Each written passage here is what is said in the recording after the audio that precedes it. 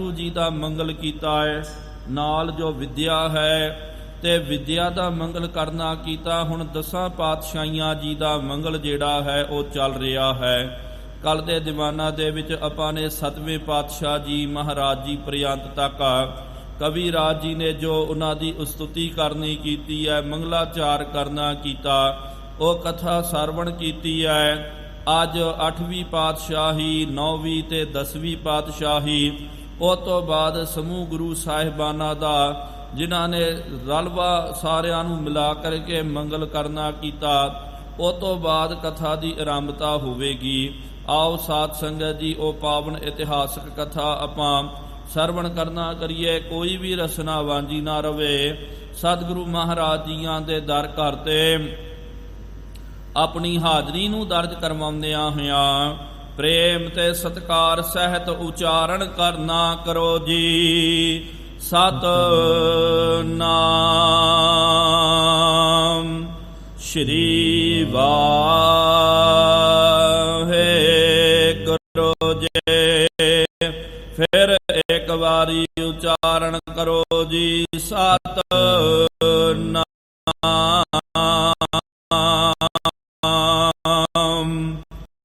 ਸ਼੍ਰੀ ਵਾਹਿਗੁਰੂ ਜੀ। ਸਤਨਾਮ ਸ਼੍ਰੀ ਵਾਹਿਗੁਰੂ ਜੀ।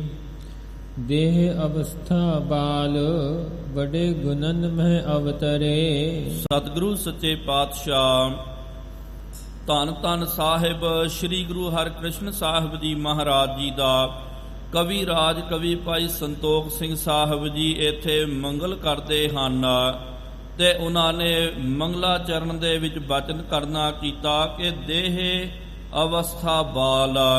ਸਤਿਗੁਰੂ ਮਹਾਰਾਜ ਜੀ ਦੀ ਅਵਸਥਾ ਜਿਹੜੀ ਹੈ ਸਰੀਰ ਦੀ ਅਵਸਥਾ, ਇਹ ਪਿਆਰਿਓ ਆਤਮਾ ਦੀ ਅਵਸਥਾ ਦੀ ਗੱਲ ਨਹੀਂ ਚੱਲ ਰਹੀ ਹੈ, ਇਹ ਸਰੀਰ ਦੀ ਅਵਸਥਾ ਦੀ ਗੱਲ ਚੱਲ ਰਹੀ ਹੈ।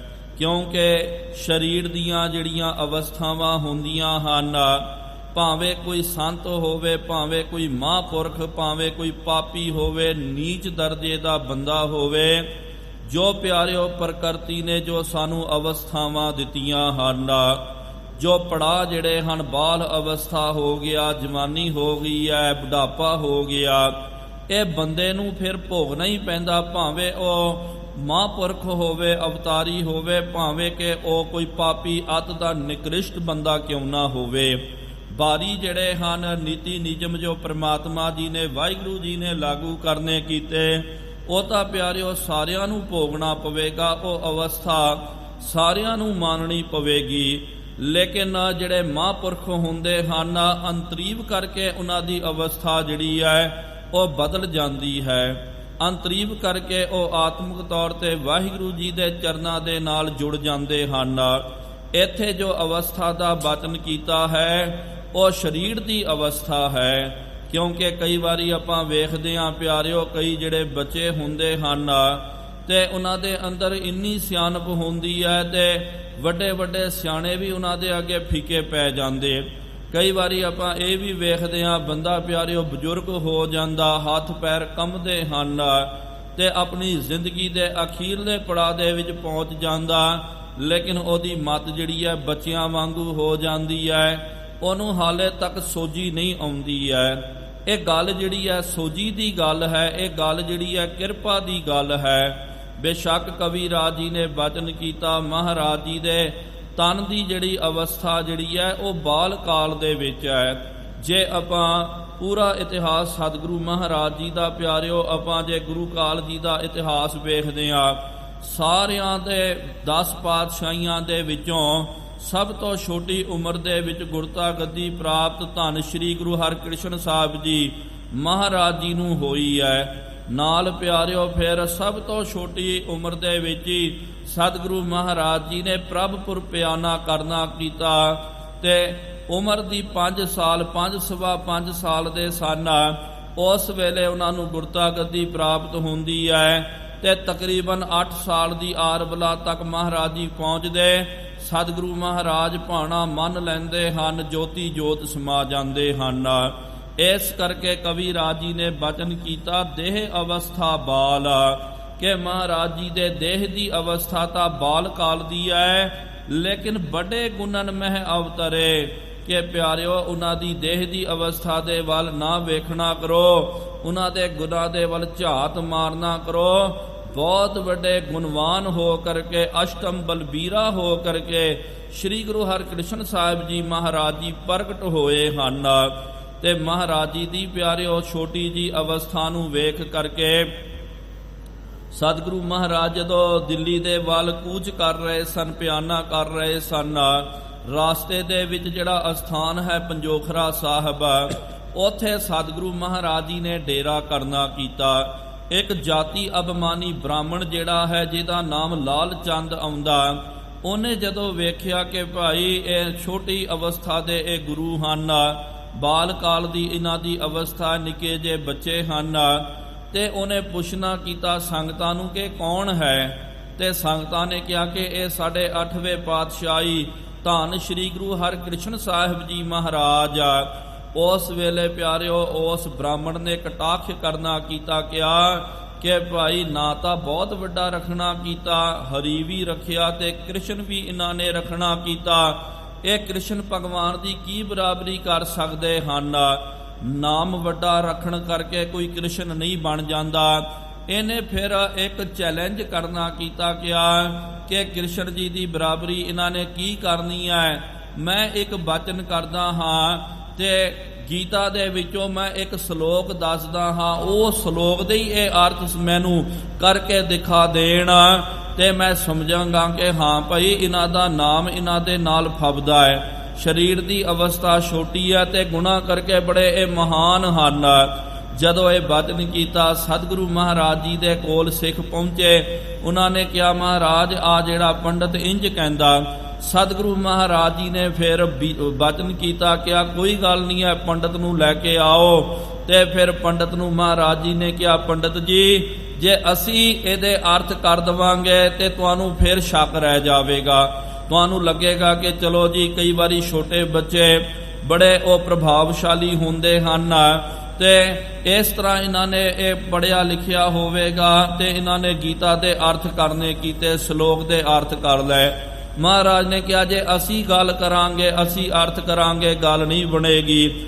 ਇੱਕ ਕੰਮ ਕਰਨਾ ਕਰੋ, ਤੁਹਾਡੇ ਮਤ ਮੁਤਾਬਕ ਜਿਹੜਾ ਵੀ ਤੁਹਾਨੂੰ ਬੰਦਾ ਭਾਉਂਦਾ ਨਾ, ਉਹ ਬੰਦਾ ਲੈ ਕੇ ਆਓ, ਅਸੀਂ ਉਹਦੇ ਉੱਤੇ ਕਿਰਪਾ ਕਰ ਦੇਵਾਂਗੇ, ਉਹ ਇਹਦੇ ਅਰਥ ਕਰਕੇ ਆਪ ਨੂੰ ਸਰਵਣ ਕਰਾਵੇਗਾ। ਇਹ ਸੁਣ ਕਰਕੇ ਲਾਲ ਚੰਦ ਬਹੁਤ ਜ਼ਿਆਦਾ ਪ੍ਰਸੰਨ ਹੋਇਆ। ਉਹ ਗਿਆ ਪਿਆਰਿਓ, ਛੱਜੂ ਝਿਊੜ ਜਿਹੜਾ ਹੈ ਜਨਮ ਜਾਤ ਦਾ ਜਿਹੜਾ ਗੂੰਗਾ ਹੈ ਤੇ ਨਾਲ ਪਿਆਰਿਓ ਬਦਰ ਵੀ ਹੈ, ਭਾਵ ਕਿ ਬੋਲਾ ਵੀ ਹੈ। ਉਹਨੂੰ ਬੋਲਣਾ ਨਹੀਂ ਆਉਂਦਾ, ਨਾ ਪਿਆਰਿਓ ਉਹਨੂੰ ਕੁਝ ਸੁਣਨਾ ਆਉਂਦਾ। ਅੱਤ ਦੇ ਦਰਜੇ ਦਾ ਮੂਰਖ ਬੰਦਾ ਉਹਨੂੰ ਲੈ ਕੇ ਆਇਆ ਤੇ ਕਹਿੰਦਾ ਮਹਾਰਾਜ ਇਹ ਮੇਰਾ ਬੰਦਾ ਹੈ ਤੇ ਤੁਸੀਂ ਕਿਰਪਾ ਕਰੋ, ਜਿਹੜਾ ਮੈਂ ਸ਼ਲੋਕ ਜਿਹੜਾ ਦੱਸਾਂਗਾ ਉਹ ਸ਼ਲੋਕ ਦੇ ਅਰਥ ਆਪ ਜੀ ਇਹ ਤੋਂ ਕਰਾ ਦੇਣਾ ਕਰੋ। ਸਤਿਗੁਰੂ ਮਹਾਰਾਜ ਨੂੰ ਵੀ ਪਤਾ ਤੇ ਸੰਗਤਾਂ ਨੂੰ ਵੀ ਪਤਾ ਚੱਲ ਗਿਆ। ਸੰਗਤਾਂ ਨੇ ਕਿਹਾ ਸਤਿਗੁਰੂ ਮਹਾਰਾਜ ਇਹ ਪੰਡਤ ਨੇ ਆਪ ਦੇ ਨਾਲ ਬੇਈਮਾਨੀ ਕਰਨੀ ਕੀਤੀ ਹੈ, ਇਹ ਸਾਡੇ ਇਲਾਕੇ ਦਾ ਬੰਦਾ ਹੈ, ਛੱਜੂ ਝਿਊਰ ਹੈ, ਇਹ ਮਹਾਰਾਜ ਬੋਲਣਾ ਨਹੀਂ ਜਾਣਦਾ, ਜਿੰਨਾ ਮਰਜੀ ਬੋਲੀ ਜਾਓ ਇਹਨੂੰ ਸੁਣਾਈ ਵੀ ਨਹੀਂ ਦਿੰਦਾ। ਜਿਹੜਾ ਬੰਦਾ ਸੁਣਦਾ ਨਾ ਹੋਵੇ, ਬੋਲਦਾ ਨਾ ਹੋਵੇ, ਉਹ ਅਰਥ ਕਿਸ ਤਰ੍ਹਾਂ ਕਰੇਗਾ, ਉਹਨੂੰ ਪਤਾ ਹੀ ਨਹੀਂ ਲੱਗੇਗਾ ਇਹਨੇ ਮਹਾਰਾਜ ਆਪ ਨਾਲ ਬੇਈਮਾਨੀ ਕੀਤੀ। ਅਸੀਂ ਬੇਨਤੀ ਕਰਦੇ ਹਾਂ ਬੰਦੇ ਨੂੰ ਬਦਲ ਦਿੱਤਾ ਜਾਵੇ, ਕਹਿ ਦਿਓ ਕਿ ਭਾਈ ਇਹਨੂੰ ਬੋਲਣਾ ਤੇ ਸੁਣਨਾ ਨਹੀਂ ਆਉਂਦਾ, ਦੂਜਾ ਲੈ ਕੇ ਆ। ਮਹਾਰਾਜ ਨੇ ਕਿਹਾ ਕੋਈ ਗੱਲ ਨਹੀਂ ਹੈ, ਇਹਨੇ ਇਹ ਬੰਦੇ ਨੂੰ ਲਿਆਉਣਾ ਕੀਤਾ, ਕੋਈ ਗੱਲ ਨਹੀਂ, ਕਿਰਪਾ ਤਾਂ ਅਸਾਂ ਨੇ ਕਰਨੀ ਹੈ, ਭਾਵੇਂ ਕੋਈ ਵਧੀਆ ਚੰਗਾ ਬੰਦਾ ਹੋਵੇ, ਭਾਵੇਂ ਮੂੰਹ ਬਦਰ ਹੋਵੇ, ਇਹਦੇ ਉੱਤੇ ਅਸੀਂ ਕਿਰਪਾ ਕਰ ਦੇਵਾਂਗੇ। ਉਹਨੂੰ ਮਹਾਰਾਜ ਜੀ ਦੇ ਕੋਲ ਲਿਆਂਦਾ ਗਿਆ, ਮਹਾਰਾਜ ਜੀ ਦੇ ਕੋਲ ਬੈਠ ਗਿਆ। ਸਤਿਗੁਰੂ ਮਹਾਰਾਜ ਜੀ ਆਪਣੇ ਹੱਥ ਦੇ ਵਿੱਚ ਨਿੱਕੀ ਜੀ ਛੜੀ ਰੱਖਿਆ ਕਰਦੇ ਸਨ। ਸਤਿਗੁਰੂ ਮਹਾਰਾਜ ਜੀ ਨੇ ਉਹ ਛੜੀ ਦਾ ਸਪਰਸ਼ ਉਹ ਛੱਜੂ ਝਿਊੜ ਦੇ ਨਾਲ ਕੀਤਾ, ਭਾਵ ਕਿ ਉਹਦੇ ਸਿਰ ਤੇ ਰੱਖਿਆ। ਉਹਨੂੰ ਫਿਰ ਪਿਆਰਿਓ ਸਾਰੇ ਜਿਹੜੇ ਧਰਮ ਗ੍ਰੰਥ ਜਿਹੜੇ ਹਨ ਸਾਰੇ ਜਗਤ ਦੇ ਉਹਦੀ ਸੋਝੀ ਹੋ ਗਈ ਹੈ। ਮਹਾਰਾਜ ਜੀ ਦੀ ਇਹੋ ਜੀ ਕਿਰਪਾ, ਜਿਹੜਾ ਜਨਮ ਜਾਤ ਕਰਕੇ ਪਿਆਰਿਓ ਮੂਖ ਸੀ, ਬੋਲ ਨਹੀਂ ਸਕਦਾ, ਸੁਣ ਨਹੀਂ ਸਕਦਾ, ਅੱਜ ਪਿਆਰਿਓ ਨੂੰ ਸੁਣਨਾ ਵੀ ਆ ਗਿਆ, ਬੋਲਣਾ ਵੀ ਆ ਗਿਆ। ਮਹਾਰਾਜ ਨੇ ਕਿਹਾ, ਪੰਡਤ ਜੀ ਦੱਸੋ ਇਹਨੂੰ ਕਿਹੜਾ ਪੰਕਤੀ ਦਾ ਅਰਥ ਪੁੱਛਣਾ ਚਾਹੁੰਦੇ, ਕਿਹੜਾ ਸ਼ਲੋਕ ਪੁੱਛਣਾ ਹੈ, ਪੁੱਛ ਲੈਣਾ ਕਰੋ ਤੇ ਇਹ ਤੋਂ ਉਹ ਅਰਥ ਆਪ ਜੀ ਸਰਵਣ ਕਰਨਾ ਕਰੋ। ਫਿਰ ਉਹਨੇ ਪੰਡਤ ਨੇ ਜਦੋਂ ਉਹ ਸ਼ਲੋਕ ਉਚਾਰਨ ਕਰਨੇ ਕੀਤੇ, ਉਹਦੇ ਸ਼ਲੋਕ ਦੀ ਸਮਾਪਤੀ ਤੋਂ ਪਹਿਲਾਂ ਹੀ ਪਿਆਰਿਓ ਛੱਜੂ ਝਿਊਰ ਨੇ ਉਹਦੇ ਅਰਥ ਕਰਕੇ ਸਰਵਣ ਕਰਾ ਦਿੱਤੇ। ਵੇਖਣ ਵਾਲੇ ਬੜੇ ਦੰਗ ਹੋ ਗਏ, ਗਦਗਦ ਹੋ ਗਏ। ਉਹਨਾਂ ਨੇ ਕਿਹਾ ਕਿ ਸਤਿਗੁਰੂ ਸੱਚੇ ਪਾਤਸ਼ਾਹ ਜੀ ਮਹਾਰਾਜ ਸਰਬ ਕਲਾ ਸੰਪੰਨ ਹਨ। ਫਿਰ ਜਿਹੜਾ ਹੈ ਉਹ ਪੰਡਤ ਲਾਲ ਚੰਦ ਉਹ ਮਹਾਰਾਜ ਜੀ ਦੇ ਚਰਨਾਂ ਦੇ ਵਿੱਚ ਢਹਿ ਹੋ ਗਿਆ। ਕਹਿਣ ਲੱਗਾ, ਸਤਿਗੁਰੂ ਮਹਾਰਾਜ ਆਪ ਜੀ ਦੀ ਇਹ ਸਰੀਰ ਦੀ ਅਵਸਥਾ ਵੇਖ ਕਰਕੇ ਮੈਂ ਭੁੱਲ ਗਿਆ, ਲੇਕਿਨ ਮੈਨੂੰ ਪਤਾ ਚੱਲ ਗਿਆ ਕਿ ਬਾਲਕ ਜਾਨ ਨਾ ਭੂਲੀਐ ਰੇ ਤਿਰ ਭਵਨ ਕੋ ਕਰਤਾ ਰੇ। ਮੈਂ ਤਾਂ ਬਾਲਕ ਜਾਣ ਕਰਕੇ ਭੁੱਲ ਬੈਠਿਆ, ਅੱਜ ਪਤਾ ਚੱਲ ਗਿਆ ਮਹਾਰਾਜ ਆਪ ਜੀ ਤਿੰਨਾਂ ਭਵਨਾਂ ਦੇ ਕਰਤਾ ਧਰਤਾ ਹੋ। ਤਰੇ ਸੇਵ ਨਰਬਾਲ ਸ਼੍ਰੀ ਹਰਿ ਕ੍ਰਿਸ਼ਨ ਸੁਜਸ ਕਰੇ। ਇਹੋ ਜਿਹੇ ਸਤਿਗੁਰੂ ਮਹਾਰਾਜ ਧੰਨ ਸ਼੍ਰੀ ਗੁਰੂ ਹਰਿਕ੍ਰਿਸ਼ਨ ਸਾਹਿਬ ਜੀ ਮਹਾਰਾਜ ਜੀ ਹਨ। ਤੇ ਇੱਥੇ ਬਚਨ ਆਇਆ ਨਰਬਾਲ। ਬਾਲ ਦਾ ਮਤਲਬ ਕਿ ਬਾਲਾ, ਭਾਵ ਕਿ ਇਸਤਰੀਆਂ। ਜਿਨ੍ਹਾਂ ਮਨੁੱਖਾਂ ਨੇ, ਬੀਬੀਆਂ ਨੇ ਸਤਿਗੁਰੂ ਮਹਾਰਾਜ ਜੀ ਦੀ ਧੰਨ ਸ਼੍ਰੀ ਗੁਰੂ ਹਰਿਕ੍ਰਿਸ਼ਨ ਸਾਹਿਬ ਜੀ ਦੀ ਸੇਵਾ ਕਰਨੀ ਕੀਤੀ ਤੇ ਪਿਆਰਿਓ ਉਹ ਬੰਦੇ ਤਰ ਗਏ ਹਨ। ਸ਼੍ਰੀ ਹਰਿਕ੍ਰਿਸ਼ਨ ਧਿਆਈਐ ਜਿਸ ਡਿਠੇ ਸ਼ਬਦ ਹੋ ਜਾਏ। ਦਸਮੇਸ਼ ਪਾਤਸ਼ਾਹ ਜੀ ਨੇ ਬਚਨ ਕੀਤਾ ਨਾ ਕਿ ਜਿਨ੍ਹਾਂ ਨੇ ਪਿਆਰਿਓ ਧੰਨ ਸ਼੍ਰੀ ਗੁਰੂ ਹਰਿਕ੍ਰਿਸ਼ਨ ਸਾਹਿਬ ਜੀ ਮਹਾਰਾਜ ਜੀ ਦਾ ਨਾਮ ਵੀ ਧਿਆਵਣਾ ਕੀਤਾ ਤੇ ਉਹਨਾਂ ਦੇ ਦਰਸ਼ਨ ਕਰਨੇ ਕੀਤੇ, ਜਾਂ ਸਤਿਗੁਰੂ ਮਹਾਰਾਜ ਜੀ ਦੀ ਜਿਨ੍ਹਾਂ ਦੇ ਉਤੇ ਨਿਗਾਹ ਸਵੱਲੀ ਹੋ ਗਈ ਤੇ ਉਹਦੇ ਸਾਰੇ ਦੁੱਖ ਦੂਰ ਹੋ ਜਾਂਦੇ ਹਨ। ਇਹੋ ਜਿਹੇ ਧੰਨ ਸ਼੍ਰੀ ਗੁਰੂ ਹਰਿਕ੍ਰਿਸ਼ਨ ਸਾਹਿਬ ਜੀ ਮਹਾਰਾਜ ਆਪ ਜੀ ਦੇ ਚਰਨਾਂ ਦੇ ਉਤੇ ਮੈਂ ਬਾਰ-ਬਾਰ ਨਮਸਕਾਰ ਡੰਡੌਤ ਕਰਦਾ ਹਾਂ। ਧਰਮ ਜਗਤ ਰਖਲੀਨ ਤ੍ਰਿਣ ਸਮ ਆਪਣੋ ਦੀਨ ਸਿਰ। ਹੁਣ ਪਿਆਰਿਓ ਨਾਵੇਂ ਪਾਤਸ਼ਾਹੀ ਧੰਨ ਸ਼੍ਰੀ ਗੁਰੂ ਤੇਗ ਬਹਾਦਰ ਜੀ ਮਹਾਰਾਜ ਉਹਨਾਂ ਦਾ ਮੰਗਲ ਕਰਦੇ ਹਨ ਤੇ ਕਵੀ ਰਾਜ ਜੀ ਨੇ ਬਚਨ ਕੀਤਾ, ਧਰਮ ਜਗਤ ਰਖ ਲੀਨ। ਸ਼੍ਰੀ ਗੁਰੂ ਤੇਗ ਬਹਾਦਰ ਜੀ ਮਹਾਰਾਜ ਜੀ ਨੇ ਜਗਤ ਦੇ ਵਿੱਚ ਪਿਆਰਿਓ ਜਿਹੜਾ ਧਰਮ ਤਸਕ ਜਾਤੇ ਵਰਨ ਗਰਕ ਜਾਤੇ ਸਹਿਤ ਵਿਧਾਨ ਕੀ, ਇਹ ਵਿਧਾਨ ਦੇ ਨਾਲ ਧਰਮ ਤਸਕ ਜਾਣੇ ਸਨ, ਵਰਨ ਗਰਕ ਜਾਣੇ ਸਨ। ਵਿਸ਼ੇਸ਼ ਕਰਕੇ ਹਿੰਦੂ ਧਰਮ ਦਾ ਪਤਨ ਹੋ ਜਾਣਾ ਸੀ, ਖਤਮ ਹੋ ਜਾਣਾ ਸੀ, ਲੇਕਿਨ ਸਤਿਗੁਰੂ ਮਹਾਰਾਜ ਜੀ ਨੇ ਉਹ ਧਰਮ ਦੀ ਰਾਖੀ ਕਰਨੀ ਕੀਤੀ ਹੈ। ਤਾਂ ਹੀ ਤਾਂ ਪਿਆਰਿਓ ਸਮੁੱਚਾ ਜਗਤ ਧੰਨ ਸ਼੍ਰੀ ਗੁਰੂ ਤੇਗ ਬਹਾਦਰ ਜੀ ਮਹਾਰਾਜ ਜੀ ਨੂੰ ਕਰਨ ਕਾਰਨ ਕਾਦਰ ਹਿੰਦ ਦੀ ਚਾਦਰ ਕਹਿ ਕਰਕੇ ਆਪਾਂ ਸੰਬੋਧਨ ਕਰਦੇ ਆ ਕਿ ਜਿਸ ਤਰ੍ਹਾਂ ਪਿਆਰਿਓ ਕੋਈ ਇਸਤਰੀ ਦੀ ਅਬਲਾ ਦੀ ਇੱਜ਼ਤ ਜੇ ਲੁੱਟੀ ਜਾਵੇ ਤੇ ਫਿਰ ਕਈ ਸਿਆਣੇ ਫਿਰ ਕੀ ਕਰਦੇ, ਉਹਦੀ ਰਾਖੀ ਕਰਕੇ ਉਹਦੇ ਤਨ ਦੇ ਉੱਤੇ ਕੱਪੜਾ ਪਾ ਕਰਕੇ ਉਹਦੀ ਇੱਜ਼ਤ ਆਬਰੂ ਨੂੰ ਰੱਖ ਲੈਂਦੇ ਹਨ। ਇਸ ਤਰ੍ਹਾਂ ਹੀ ਇਹ ਹਿੰਦੁਸਤਾਨ ਦੀ ਇੱਜ਼ਤ ਆਬਰੂ ਜਦੋਂ ਲੁੱਟ ਰਹੀ ਸੀ, ਧਰਮ ਦੀ ਇੱਜ਼ਤ ਆਬਰੂ ਲੁੱਟ ਰਹੀ ਸੀ, ਸਤਿਗੁਰੂ ਮਹਾਰਾਜ ਜੀ ਨੇ ਆਪਣੇ ਤਨ ਨੂੰ ਚਾਦਰਾ ਬਣਾ ਕਰਕੇ ਇਸ ਲੁੱਟਦੀ ਹੋਈ ਹਿੰਦ ਦੀ ਇੱਜ਼ਤ ਨੂੰ ਮਹਾਰਾਜ ਜੀ ਨੇ ਢੱਕ ਲੈਣਾ ਕੀਤਾ। ਇਹਦੀ ਇੱਜ਼ਤ ਪੱਤ ਜਿਹੜੀ ਹੈ ਰੱਖ ਲੈਣੀ ਕੀਤੀ ਹੈ। ਸਤਿਗੁਰੂ ਮਹਾਰਾਜ ਜੀ ਦੇ ਪ੍ਰਤੀ ਸ੍ਰੀ ਗੁਰੂ ਗੋਬਿੰਦ ਸਿੰਘ ਸਾਹਿਬ ਜੀ ਮਹਾਰਾਜ ਜੀ ਨੇ ਬਚਿੱਤਰ ਨਾਟਕ ਇਸ ਅਧਿਆਇ ਦੇ ਵਿੱਚ ਬਚਨ ਕਰਨਾ ਕੀਤਾ ਨਾ ਕਿ ਤੇਗ ਬਹਾਦਰ ਸੀਕਰਿਆ ਕਰੀ ਨਾ ਕਿਨਹੂ ਆਨ ਕਰਕੇ। ਬਚਨ ਆਇਆ ਕਿ ਠੀਕਰ ਫੋਰ ਦਿੱਲੀਸ ਸਿਰ ਪ੍ਰਭਪੁਰ ਕੀਆ ਪਿਆਨ ਤੇਗ ਬਹਾਦਰ ਸੀਕਰਿਆ ਕਰੀ ਨਾ ਕਿਨਹੂ ਆਨ ਤੇਗ ਬਹਾਦਰ ਕੇ ਚਲਤ ਭਇਓ ਜਗਤ ਕੋ ਸ਼ੋਕ ਹੈ ਸਭ ਜਗ ਪਇਓ ਜੈ ਜੈ ਜੈ ਸੁਰ ਲੋਕ। ਇਹੋ ਜਿਹੇ ਸਤਿਗੁਰੂ ਸੱਚੇ ਪਾਤਸ਼ਾਹ ਜੀ ਮਹਾਰਾਜ ਜਿਨ੍ਹਾਂ ਨੇ ਧਰਮ ਹੇਤ ਸਾਕਾ ਜਿਨ ਕੀਨਾ ਸੀਸ ਦਿਆ ਪਰ ਸਿਰਨ ਨਾ ਦੀਨਾ ਨਾਟਕ ਚੇਟਕ ਕੀਏ ਕੁਕਾਜਾ ਪ੍ਰਭ ਲੋਕਨ ਕਹਿ ਆਵਜ ਲਾਜਾ। ਇਹੋ ਜਿਹੇ ਸਤਿਗੁਰੂ ਮਹਾਰਾਜ ਜਿਨ੍ਹਾਂ ਨੇ ਧਰਮ ਦੀ ਰਾਖੀ ਕਰਨੀ ਕੀਤੀ ਹੈ ਤੇ ਤ੍ਰਿਣ ਸਮਾਂ ਆਪਣੋ ਦੀਨ ਸਿਰ। ਇੱਥੇ ਕਵੀ ਰਾਜ ਜੀ ਨੇ ਤ੍ਰਿਣ ਦਾ ਪਿਆਰਿਓ ਵਰਣਨ ਕਰਨਾ ਕੀਤਾ ਹੈ। ਆਪ ਵੇਖਦੇ ਹੋ ਕਈ ਵਾਰੀ ਹੁਣ ਤਾਂ ਵਿਸ਼ੇਸ਼ ਕਰਕੇ ਆਪਾਂ ਰਾਸਤਿਆਂ ਦੇ ਉੱਤੇ ਜਦੋਂ ਤੁਰਦੇ ਆ ਤੇ ਆਪ ਵੇਖਿਆ ਹੋਵੇਗਾ ਰਾਸਤਿਆਂ ਦੇ ਇਰਦ ਗਿਰਦ ਆਸ-ਪਾਸ ਵੀ ਬਹੁਤ ਸਾਰੇ ਤ੍ਰਿਣ ਜਿਹੜੇ ਘਾਹ ਪੱਠਾ ਜਿਹੜਾ ਉਹ ਆਪ ਮੁਹਾਰੇ ਉੱਗ ਕਰਕੇ ਆ ਜਾਂਦਾ। ਆਪਾਂ ਚੱਲਦੇ ਚੱਲਦੇ ਪਿਆਰਿਓ ਕਈ ਵਾਰੀ ਉਹ ਡੱਕੇ ਜਿਹੜੇ ਤੋੜ ਦਿੰਦੇ ਹਨ, ਤ੍ਰਿਣਾਂ ਨੂੰ ਮੋੜ ਦਿੰਦੇ ਹਨ। ਕੀ ਸਾਨੂੰ ਪਿਆਰਿਓ ਇਹਦੇ ਵਿੱਚ ਕੁਝ ਮਿਹਨਤ ਕਰਨੀ ਪੈਂਦੀ ਹੈ, ਕੋਈ ਮੁਸ਼ੱਕਤ ਕਰਨੀ ਥੋੜੀ ਪੈਂਦੀ ਹੈ। ਚੱਲਦਾ ਚੱਲਦਾ ਨਿੱਕੇ ਨਿੱਕੇ ਬੱਚੇ ਵੀ ਜਿਹੜੇ ਹਨ ਚੱਲਦੇ ਚੱਲਦੇ ਉਹ ਹਰੇ ਘਾਹ ਜਿਹੜੇ ਹਨ ਉਹ ਸੂਏ ਡੱਕੇ ਜਿਹੜੇ ਉਹਨੂੰ ਮੋੜ ਦਿੰਦੇ, ਤੋੜ ਕਰਕੇ ਸੁੱਟ ਦਿੰਦੇ ਹਨ। ਆਸਾਨੀ ਦੇ ਨਾਲ ਆਪਾਂ ਇਹ ਕੰਮ ਕਰ ਜਾਂਦੇ ਹਾਂ। ਇਸ ਤਰ੍ਹਾਂ ਹੀ ਸਤਿਗੁਰੂ ਸ੍ਰੀ ਗੁਰੂ ਤੇਗ ਬਹਾਦਰ ਜੀ ਮਹਾਰਾਜ ਜੀ ਨੇ ਬਹੁਤ ਪਿਆਰਿਓ ਆਸਾਨੀ ਦੇ ਨਾਲ, ਜਿਸ ਤਰ੍ਹਾਂ ਆਪਾਂ ਆਮ ਤ੍ਰਿਣ ਤੋੜ ਕਰਕੇ ਘਾਹ ਪੱਠਾ ਸੁੱਟ ਦਿੰਦੇ ਆ, ਤੋੜ ਦਿੰਦੇ ਆ, ਸਤਿਗੁਰੂ ਮਹਾਰਾਜ ਜੀ ਨੇ ਆਪਣੇ ਸੀਸ ਦਾ ਬਲਿਦਾਨ ਦੇ ਦਿੱਤਾ। ਉਹ ਵੀ ਪਿਆਰਿਓ ਦੂਜਿਆਂ ਦੇ ਵਾਸਤੇ। ਤਿਲਕ ਜੰਜੂ ਰਾਖਾ ਪ੍ਰਭ ਤਾਕਾ, ਕੀਨੋ ਬਡੋ ਕਲੂ ਮੈਂ ਸਾਕਾ, ਸਾਧਨ ਹੈਤ ਇਤੀ ਜਿਨ ਕਰੀ, ਸੀਸ ਦੀਆ ਪਰ ਸੀ ਨਾ ਉਚਰੀ। ਸਤਿਗੁਰੂ ਮਹਾਰਾਜ ਜੀ ਨੇ ਜੋ ਹਿੰਦੂ ਧਰਮ ਦੇ ਚਿੰਨ੍ਹ ਜਿਹੜੇ ਹਨ, ਇੱਕ ਤਾਂ ਤਿਲਕ ਹੋ ਗਿਆ ਤੇ ਜੰਜੂ ਹੋ ਗਿਆ, ਉਹਦੀ ਰਾਖੀ ਕਰਨੀ ਕੀਤੀ ਹੈ। ਕੀਨੋ ਬਡੋ ਕਲੂ ਮੈਂ ਸਾਕਾ, ਕਲਯੁਗ ਦੇ ਵਿੱਚ ਪਿਆਰਿਓ ਨਾ ਭੂਤ ਕਾਲ ਦੇ ਵਿੱਚ ਨਾ ਭਵਿੱਖ ਦੇ ਵਿੱਚ ਇਹੋ ਜਿਹਾ ਸਾਕਾ ਕਦੇ ਆਪਨੇ ਨਹੀਂ ਸੁਣਿਆ ਹੋਵੇਗਾ। ਇੰਨਾ ਵੱਡਾ ਸਤਿਗੁਰੂ ਮਹਾਰਾਜ ਜੀ ਨੇ ਸਾਕਾ ਕਰਨਾ ਕੀਤਾ।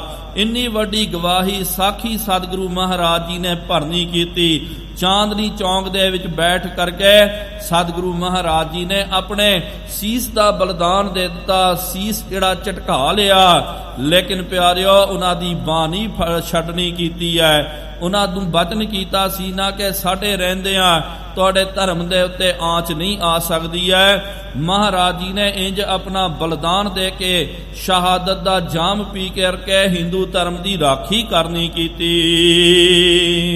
ਸਿਰ ਨਾ ਦੀਨ ਪ੍ਰਬੀਨ, ਤੇਗ ਬਹਾਦਰ ਧੀਰ ਗੁਰ। ਆਪਣਾ ਸੀਸ ਦੇ ਦਿੱਤਾ, ਲੇਕਿਨ ਸਤਿਗੁਰੂ ਮਹਾਰਾਜ ਜੀ ਨੇ ਆਪਣਾ ਸਿਰੜ ਜਿਹੜਾ ਹੈ, ਸਿਰੜ ਦਾ ਅਰਥ ਹੁੰਦਾ ਪਿਆਰਿਓ ਹੱਠ, ਆਪਣਾ ਬਚਨ ਜਿਹੜਾ ਹੈ। ਮਹਾਰਾਜ ਜੀ ਨੇ ਕਿਹਾ ਨਾ, ਸੂਰਬੀਰ ਬਚਨ ਕੇ ਬਲੀ, ਕਵਲਾ ਬਪਰੀ ਸੰਤੀ ਛਲੀ। ਜਿਹੜੇ ਅਸਲੀ ਸੂਰਬੀਰ ਹੁੰਦੇ ਪਿਆਰਿਓ ਉਹ ਬਚਨਾਂ ਦੇ ਬਲੀ ਹੁੰਦੇ ਹਨ। ਉਹ ਬਚਨ ਕਰੇ ਸੋ ਖਿਸਕ ਜਾਏ, ਬੋਲੇ ਨਰਕੱਚਾ। ਜਿਹੜਾ ਬੰਦਾ ਪਿਆਰਿਓ ਗੱਲਾਂ ਬਾਤਾਂ ਕਰਦਾ, ਬਹੁਤ ਤਰ੍ਹਾਂ ਤਰ੍ਹਾਂ ਦੇ ਬਚਨ ਕਰਦਾ, ਵਾਅਦੇ ਕਰਦਾ, ਅਰਦਾਸਾਂ ਕਰਕੇ ਮੁੱਕਰ ਜਾਂਦਾ, ਫਿਰ ਪਿਆਰਿਓ ਹਰ ਕੋਈ ਕਹਿੰਦਾ ਨਾ ਜੀ ਬੋਲੇ ਸਭ ਕੱਚਾ, ਕਿ ਇਹ ਤਾਂ ਭਈ ਕੱਚਾ ਨਿਕਲਿਆ ਕਰਕੇ। ਲੇਕਿਨ ਮਹਾਰਾਜ ਜੀ ਨੇ ਸਿਰਫ ਬਚਨ ਕੀਤਾ ਸੀ ਤੇ ਉਹ ਬਚਨਾਂ ਨੂੰ ਮੋੜਨ ਵਾਸਤੇ ਅਰੰਗੇ ਨੇ, ਕਾਜ਼ੀਆਂ ਨੇ ਕਿੰਨਾ ਕੋਈ ਯਤਨ ਕੀਤਾ, ਕੀ ਕੁਛ ਨਹੀਂ ਕਿਹਾ ਮਹਾਰਾਜ ਜੀ ਨੂੰ।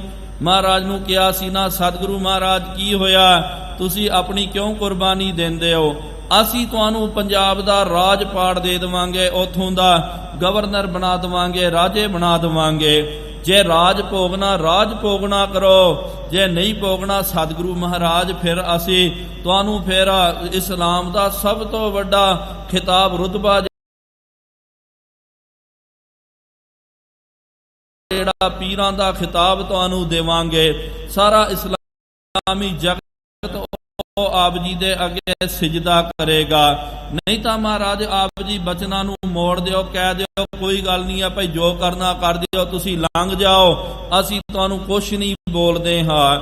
ਫਿਰ ਵੀ ਸਤਿਗੁਰੂ ਮਹਾਰਾਜ ਜੀ ਨੇ ਆਪਣਾ ਸਿਰੜ ਜਿਹੜਾ ਹੈ ਉਹਦਾ ਤਿਆਗ ਨਹੀਂ ਕਰਨਾ ਕੀਤਾ। ਕਿਹਾ ਕਿ ਭਾਈ ਇੱਕ ਵਾਰੀ ਅਸੀਂ ਬਚਨ ਕਰ ਦਿੱਤਾ ਨਾ। ਕਵੀ ਚਾਂਦ ਨੇ ਕਿਹਾ, ਚਿਤ ਚਰਨ ਕਮਲ ਕਾ ਆਸਰਾ, ਚਿਤ ਚਰਨ ਕਮਲ ਸੰਗ ਜੋੜੀਐ, ਮਨ ਲੋਚੈ ਬੁਰੀਆਈਆਂ ਗੁਰ ਸ਼ਬਦੀ, ਇਹੋ ਮਨ ਹੋੜੀਐ। ਗੁਰ ਤੇਗ ਬਹਾਦਰ ਬੋਲਿਆ ਧਰ ਪਈਐ, ਧਰਮ ਨਾ ਛੋੜੀਐ, ਬਾਹਾਂ ਜਿਨ੍ਹਾਂ ਦੀ ਪਕੜੀਐ, ਸਿਰ ਦੀਜੈ ਬਾਹ ਨਾ ਛੋੜੀਐ। ਮਹਾਰਾਜ ਜੀ ਨੇ ਕਿਹਾ ਕਿ ਸਿਰ ਦੇ ਦੇਵਾਂਗੇ, ਲੇਕਿਨ ਜਿਨ੍ਹਾਂ ਦੀ ਬਾਹ ਫੜਨੀ ਕੀਤੀ ਹੈ, ਜਿਨ੍ਹਾਂ ਨੂੰ ਬਚਨ ਕਰਨਾ ਕੀਤਾ, ਅਸੀਂ ਆਪਣੇ ਬਚਨਾਂ ਤੋਂ ਮੁਨਕਰ ਨਹੀਂ ਹੋਵਾਂਗੇ।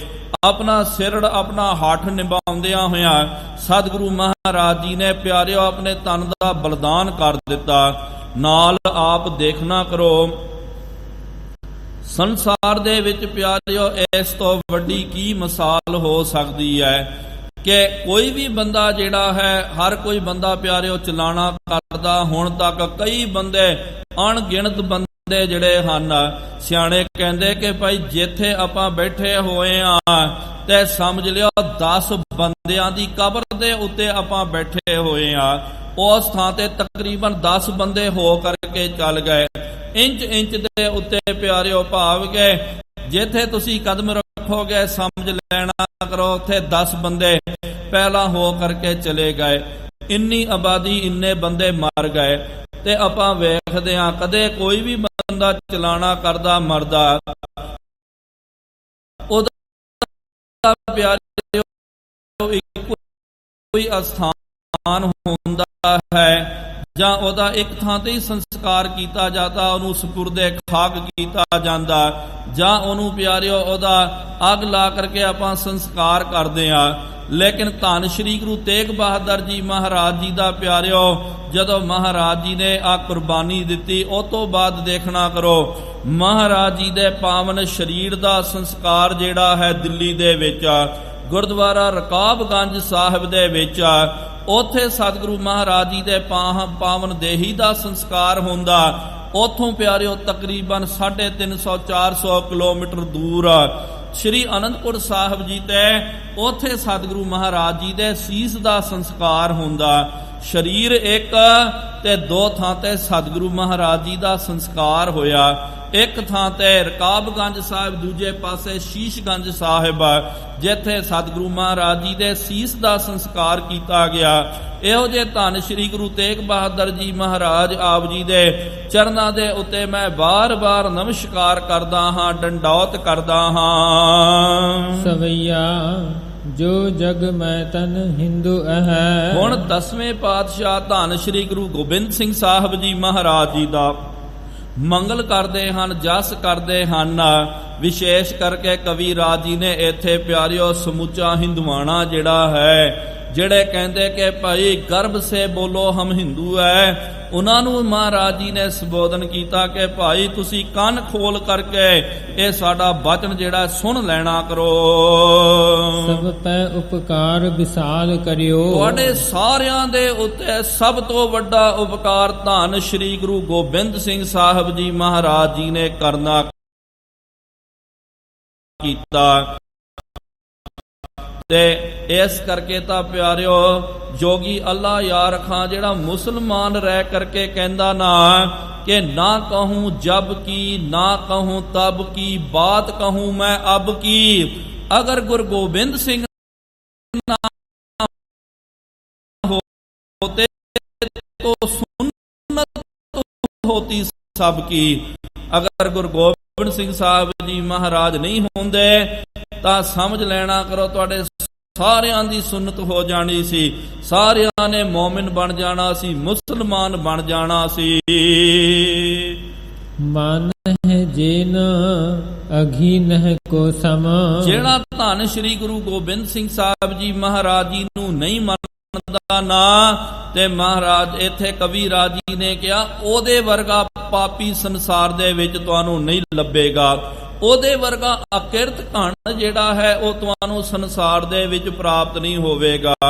खास करके प्यारियो अपने अपने आदेश जेड़ा है ज्यादा करके इत्थे बंदे जेड़े अकिरत कण होंदे जिन्हां नू एहसान फरामोश आपां कहंदे हां कि भाई जिन्हां ने इन्ना सब कुछ कर दिता, इन्नियां कुर्बानियां दित्तियां, उन्हां दा एहसान मनना तां एक पासे रह गया, सगों प्यारियो उन्हां नू दबाउंदे हन, उन्हां नू कुचलदे हन, उन्हां दा इतिहास दे विच विगाड़ा करके कह दिंदे कि भाई इन्हां ने दूजियां दे उत्ते थोड़ी कीता जी, ये अपने उत्ते करदे हन करके।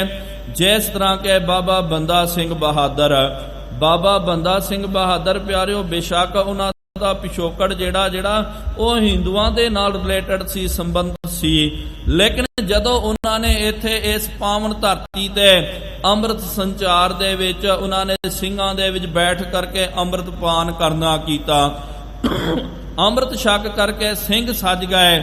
ਉਸ ਤੋਂ ਬਾਅਦ ਜਾ ਕਰਕੇ ਪੰਜਾਬ ਦੀ ਧਰਤੀ ਤੇ ਉਹਨਾਂ ਨੇ ਮਾਰ ਕੇ ਮਾਰਨੇ ਕੀਤੇ।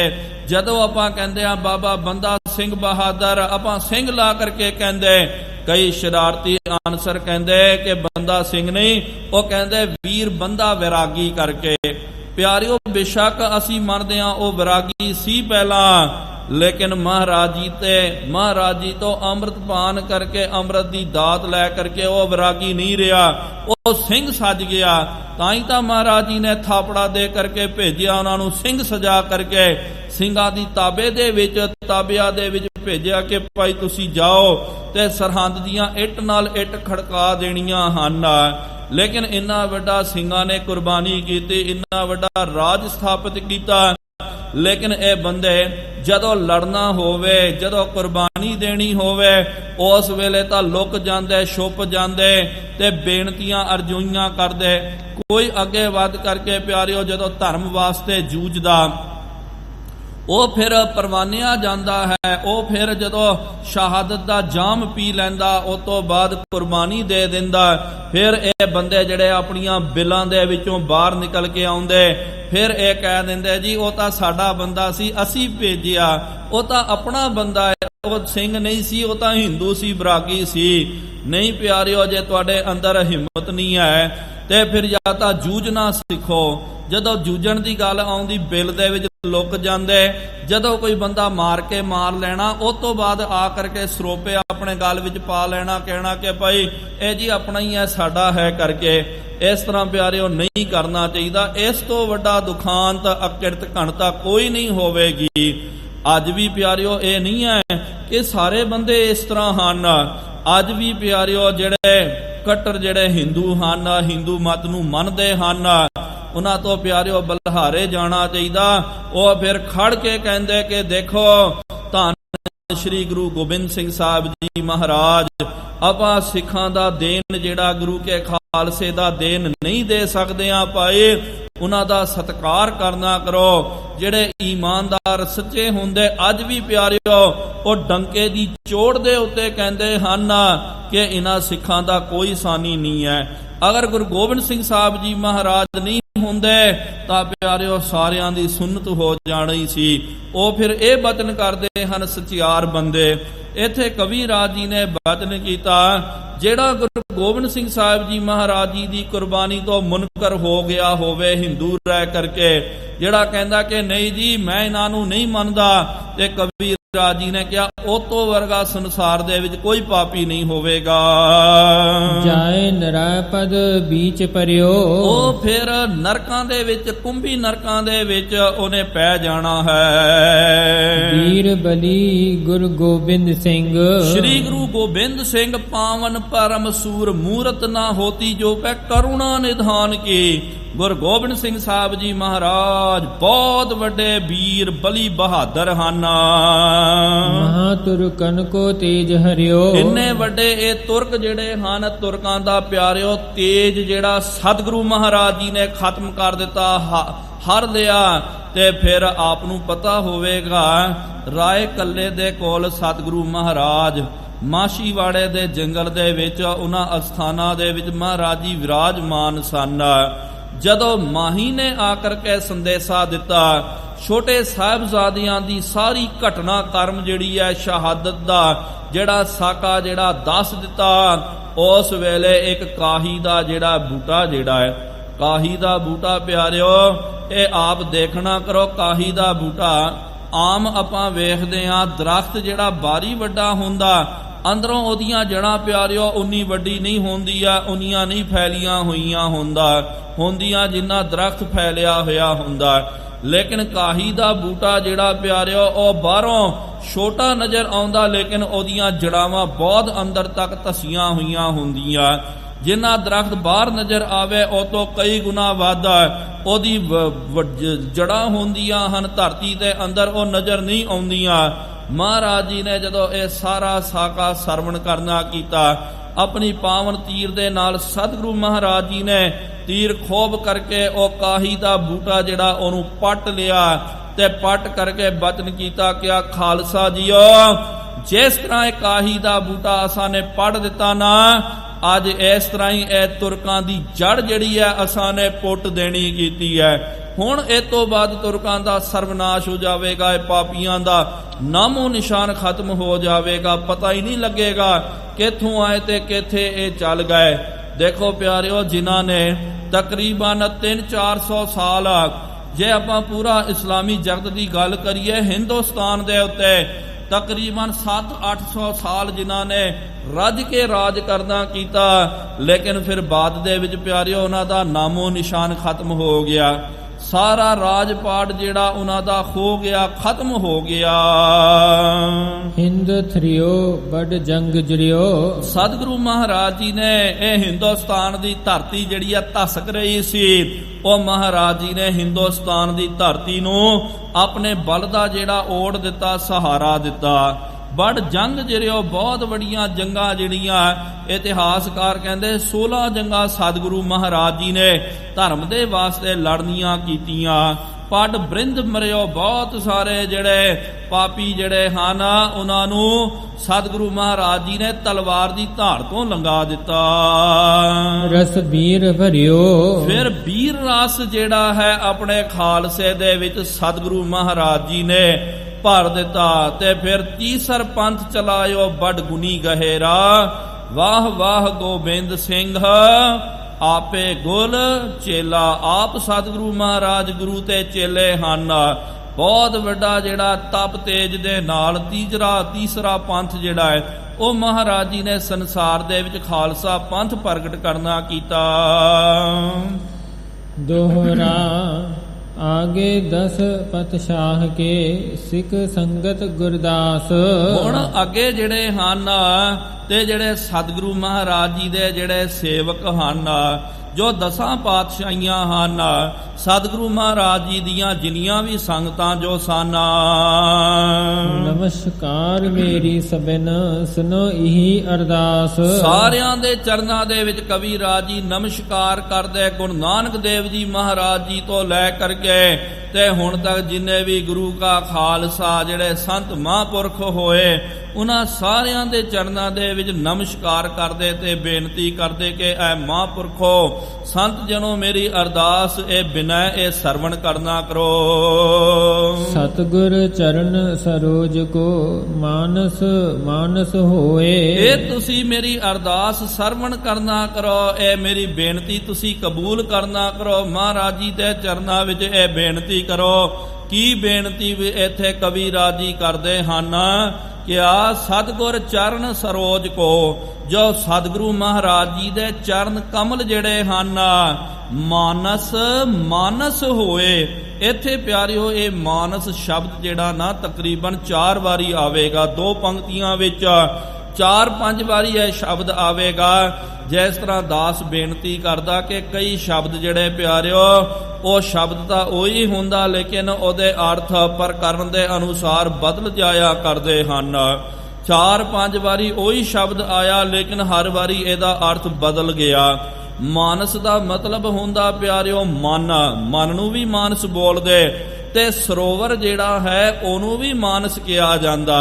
ਜਿਸ ਤਰ੍ਹਾਂ ਆਪਨੇ ਵੇਖਿਆ ਹੋਵੇਗਾ ਕਮਲ ਦਾ ਫੁੱਲ ਜਿਹੜਾ ਉਹ ਪਿਆਰਿਓ ਦਰਿਆਵਾਂ ਦੇ ਵਿੱਚ ਵਗਦੇ ਵਹਿਣ ਦੇ ਵਿੱਚ ਕਮਲ ਦੀ ਬੂਟੀ ਨਹੀਂ ਉਗਦੀ ਹੈ। ਜਿੱਥੇ ਪਿਆਰਿਓ ਸਰੋਵਰ ਹੁੰਦੇ ਹਨ, ਸਰੋਵਰਾਂ ਦੇ ਵਿੱਚ ਪਿਆਰਿਓ ਕਮਲ ਦਾ ਫੁੱਲ ਜਿਹੜਾ ਹੈ ਉਹ ਖਿੜਦਾ।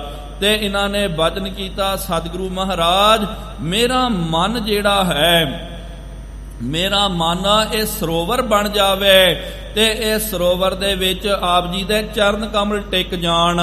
ਇਹ ਮੇਰੀ ਬੇਨਤੀ ਆਪ ਪ੍ਰਵਾਨ ਕਰਨਾ ਕਰੋ। ਮਾਨਸ ਜਨਮ ਸਕਾਰਥਾ, ਮੇਰਾ ਇਹ ਮਨੁੱਖਾ ਜੀਵਨ ਜਿਹੜਾ ਹੈ ਇਹ ਸਕਾਰਥ ਹੋ ਜਾਵੇ। ਇਹੀ ਮੈਂ ਬੇਨਤੀ ਕਰਦਾ ਹਾਂ, ਕਿਉਂਕਿ ਜਦੋਂ ਤੱਕ ਪਿਆਰਿਓ ਕੋਈ ਵੀ ਜੀਵ ਜਿਹੜਾ ਹੈ ਆਪਾਂ ਕੋਈ ਪਰਉਪਕਾਰ ਦਾ ਕੰਮ, ਸ਼ੁਭ ਕਰਮ ਨਹੀਂ ਕਰਦੇ ਆ, ਚੰਗੇ ਕਰਮ ਨਹੀਂ ਕਰਦੇ ਆ, ਉਦੋਂ ਤੱਕ ਪਿਆਰਿਓ ਸਾਡਾ ਜੀਵਨ ਸਕਾਰਥ ਨਹੀਂ ਹੋ ਸਕਦਾ। ਕੋਈ ਬੰਦਾ ਭਾਵੇਂ ਜਿੰਨੀ ਮਰਜ਼ੀ ਮਾਇਆ ਕਮਾ ਲਵੇ, ਅੱਜ ਕਈ ਵਾਰੀ ਆਪਾਂ ਕਹਿੰਦੇ ਆ ਜੀ ਫਲਾਣਾ ਜਿਹੜਾ ਭਈ ਬੜਾ ਮਾਇਆ ਧਾਰੀ ਹੈ, ਉਹ ਗਰੀਬ ਬੰਦਾ ਵੀ ਉਹ ਵੀ ਸਿੱਧਾ ਫਿਰ ਲਾਮਾ ਦੇ ਦਿੰਦਾ, ਕਹਿ ਦਿੰਦਾ ਕਿ ਮੈਨੂੰ ਕੀ ਹੈ, ਇਹਨੇ ਕਮਾਈ ਕਰਨੀ ਕੀਤੀ ਹੈ, ਇਹਨੇ ਜਿਸ ਤਰ੍ਹਾਂ ਵੀ ਕਮਾਈ ਕੀਤੀ ਮੈਨੂੰ ਕੀ ਦਿੱਤਾ ਇਹਨੇ। ਇਹਨੇ ਆਪ ਕਮਾਈ ਕੀਤੀ, ਆਪ ਖਰਚ ਨਾ ਕੀਤਾ। ਮੈਂ ਇਹਦੇ ਘਰ ਦਾ ਥੋੜੀ ਗੁਲਾਮ ਹਾਂ, ਮੈਂ ਇਹਦਾ ਥੋੜੀ ਖਾ ਪੀ ਕਰਕੇ ਬੈਠਿਆ ਹਾਂ। ਚਲੋ ਵੱਡਾ ਹੋਵੇ, ਅਮੀਰ ਹੋਵੇ ਤੇ ਆਪਣੇ ਘਰ ਵਿੱਚ ਹੋਵੇਗਾ, ਸਾਡੇ ਨਾਲ ਇਹਦਾ ਕੋਈ ਲੈਣਾ ਦੇਣਾ ਨਹੀਂ ਹੈ। ਤੇ ਸੰਸਾਰ ਦੇ ਵਿੱਚ ਬਹੁਤ ਸਾਰੇ ਪਿਆਰਿਓ ਚੰਗੇ ਮੌਤਬਰ ਬੰਦੇ ਹੁੰਦੇ, ਚੰਗੇ ਪਦਵੀਆਂ ਦੇ ਬੰਦੇ ਹੁੰਦੇ ਹਨ। ਉਹ ਫਿਰ ਕਹਿ ਦਿੰਦੇ ਕਿ ਜੀ ਆ ਫਲਾਣਾ ਮੰਤਰੀ ਆ, ਢਿਮਕਾਣਾ ਹੈ, ਫਲਾਣਾ ਹੈ, ਉਹ ਹੈ। ਲੇਕਿਨ ਆਪਾਂ ਵੀ ਕਹਿ ਦਿੰਦੇ ਆ ਤਾਂ ਭਈ ਸਾਨੂੰ ਕੀ ਹੈ, ਇਹ ਆਇਆ ਤੇ ਇੱਕ ਦਿਨ ਚੱਲ ਜਾਵੇਗਾ ਤੇ ਫਿਰ ਸਾਡਾ ਇਹਦੇ ਨਾਲ ਕੋਈ ਲੈਣਾ ਦੇਣਾ ਨਹੀਂ ਹੈ।